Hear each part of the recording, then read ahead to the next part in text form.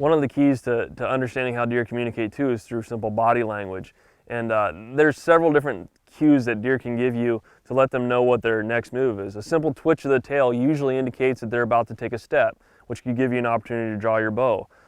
They could throw their hair up on the back of their neck, indicating there's either another buck in the area or they've become aggressive towards you as the caller. Or simply they could just nonchalantly move through an area and without any response to calls whatsoever. And in that case, usually you see that during the rut, and there's not a whole lot you can do to sway that deer's activity, especially if he happens to be following a doe.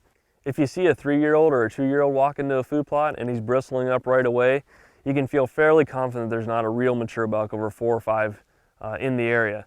That being said, there are certainly some deer that are very aggressive at 4 and 5 years old, and there are some deer that are very reclusive at 4 and 5 years old.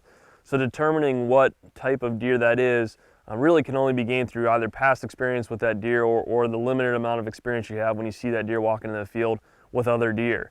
A lot of times we see very mature bucks come into a field and they'll gravitate towards the end of the field where there are no other deer.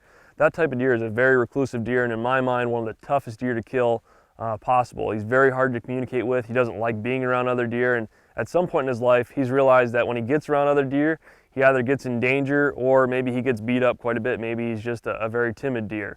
But some of those deer sport world record racks, and understanding that psychology of a deer or the mentality of a deer when it walks into a food plot is very, very important.